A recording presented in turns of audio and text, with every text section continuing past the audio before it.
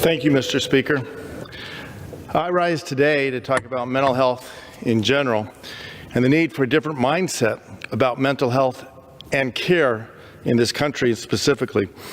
I stand up tonight for the countless family members, friends, neighbors across the country as they endure a struggle with mental health, either for themselves or for a family member. The number of Americans battling mental illness or disorder is not small. In fact, over half of adults will deal with mental health issues, and 1 in 5 children has or will have a debilitating mental illness. Suicide is now ranked as the second leading cause of death among children ages 10 to 14. Think about that. Suicide is the second leading cause of death. This is more than simply heartbreaking. We have a problem. That's nearly 1 death every 11 minutes. Suicide is a tragic outcome for people dealing with mental crisis. But across the country, there are so many dealing in other ways, especially in the midst of this pandemic. Working parents trying to make it through the day, juggling. Parents not working, trying to find ways to make ends meet. Kids in remote school, losing the opportunity for the social emotional learning that is so critical for their development. Families juggling remote work and remote school at the same time. All of these have contributed to what is truly a mental health crisis in the country. In fact, as we think about it, in the same way that young kids, babies born during the Depression, were forever known as depression babies, it's very likely that this generation and during the pandemic will be COVID babies throughout their life. It will have an impact. Beyond that, we have the issues of mass violence. I live in Highland Park. 2 weeks ago, we experienced something that no community should ever go through, but unfortunately, too many communities have and continue to do so. Highland Park, Uvalde, you can go back to Sandy Hook, so many others. Too long a list to give a comprehensive naming of every single community that has suffered from mass violence. But at its core, there is something, these kids committing and perpetrating these heinous crimes,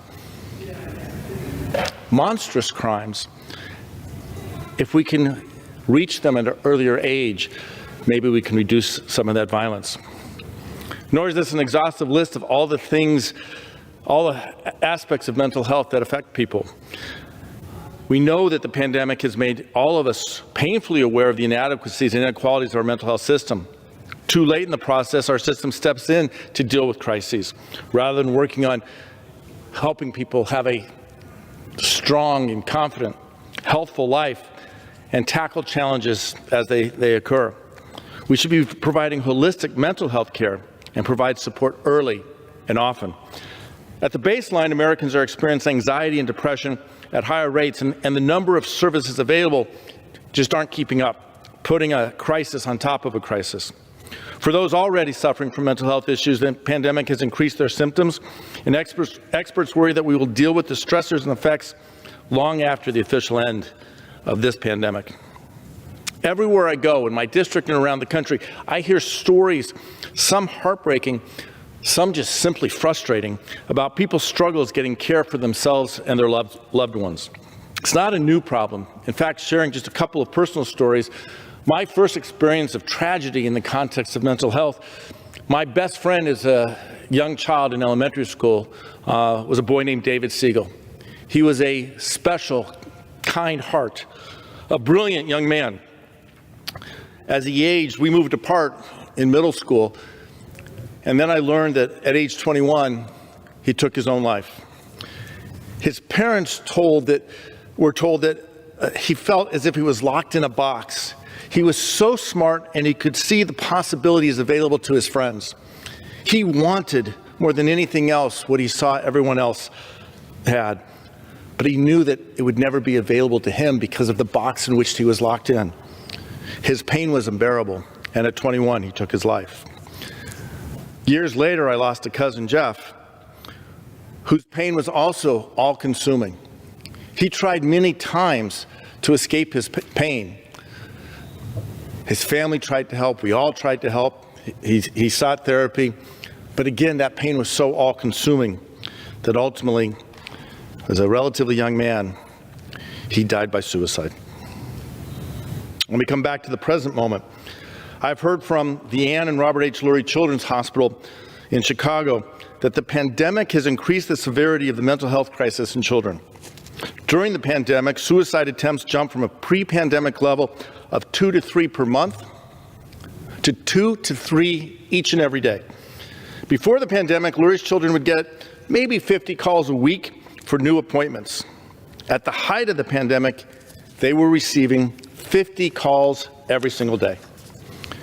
A third of clinicians are reporting a 3-month wait time for an appointment if they even have the room to begin with. In many places, the wait is much, much longer.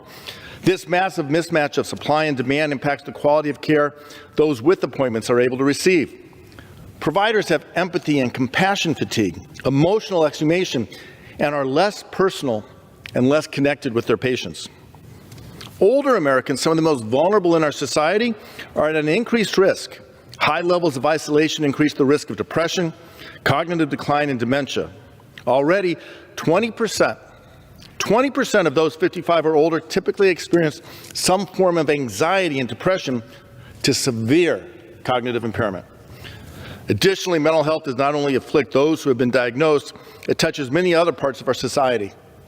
In 2008, Thomas R. Insel, then the leader of the National Institutes of Mental Health, estimated that mental illness costs our economy about $193 billion. $193 billion each year in lost earnings. 8.4 million Americans are providing about 32 hours of uncompensated care per week to those with mental health care needs, whether family or friends. Leaving mental illness unaddressed results in the increased incarceration of people with unmet mental health needs. Those dealing with stressors related to mental health are left more susceptible to the overuse of drugs and alcohol. Despite the pervasiveness of mental health issues, less than half of adults with any mental health condition received treatment in 2020. For Americans of color, the rate of those getting treatment is even less than the national average. I find the current landscape of mental health in America simply unacceptable. Every day we fail to take strong action to bolster mental health care services is another day closer to failing our friends, our family, our neighbors. That's why making access to the appropriate mental health resources cheaper and easier is critical. I want to share with you one example of how the mental health crisis affects one of our most important population groups, our youth. Last year, I received a letter from a high school senior outlining her findings about the disparities in mental health resources at her school. She highlighted the value placed on new gym flooring and new scoreboards, but the lack of investment in mental health counselors. She shared that they lost a classmate early in the year to suicide. She had also become more aware of so-called suicide websites and social media's influence on our children's mental health. I applaud the initiative of that high schooler writing to me and voicing her concern. Each of us has a responsibility to not only reach out for help, but to advocate for our neighbors who feel powerless and are left to struggle. Another story I want to share is that of a dear, young, beautiful woman, 19-year-old Orly Sheffy from my town. Orly was a light that shined brightly. In fact, her name means my light. She was a tenacious journalist and beloved friend with a passion for the pursuit of truth and justice. She strongly believed in the need to provide mental health services to the point where she was training to provide confidential peer counseling services to her classmates. Sufficient mental health services possibly could have saved Orly's life. Orly's time with us is not about how she left us, but it's about the impact she made while she was here, an impact that is still felt by so many today. No parent should lose their child at such a young age. We also lost Brian Kreuter's young sister, Katie, who died by suicide at 25. She was completing her master's degree in social work and active in the community with programs like Meals on Wheels. The family has carried on Katie's memory through their suicide prevention advocacy work and Brian's participation in the Bank of America's Chicago Marathon in honor of his sister. Our unmet health needs reach from our youth to our nation's heroes. When it comes to veterans who defend our nation and our freedom, we are losing 22 to suicide every day. When it comes to our cops and firefighters, we fail to recognize that their on-the-job trauma is crushing to their mental health and well-being. Jeff Smith was a Metropolitan Police officer whose family lives in my district. He was dispatched to the U.S. Capitol on January 6th and suffered injuries, both visible and not, in defending us and defending me that very day. His father shared with me that those injuries and the combination of the stigma around mental health and the lack of access to care contributed to his terrible loss. We must do better if we want to honor Officer Jeff Smith.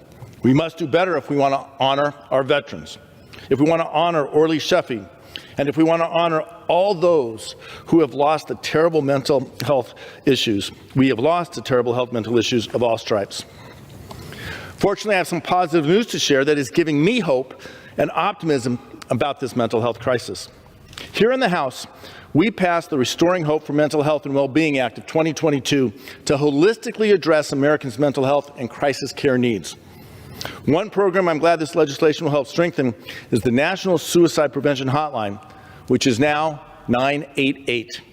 Moving to the 988 phone number is a once-in-a-lifetime opportunity for America to strengthen and expand an existing lifeline to everyone and ensure that everyone is aware of this new service. The nationwide number will allow people to call or text a trained crisis counselor who can provide critical help, whether it is thoughts of suicide, mental health, or a substance use crisis.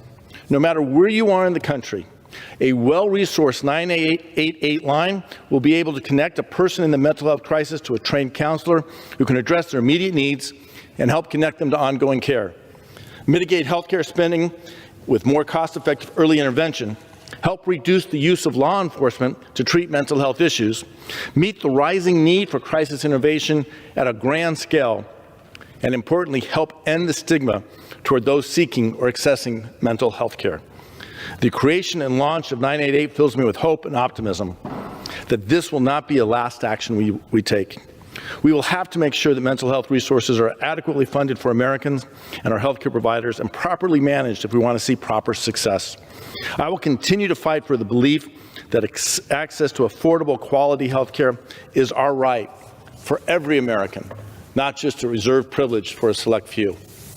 And with that, I want to turn our conversation over to a dear friend and colleague, Susan Wild from Pennsylvania.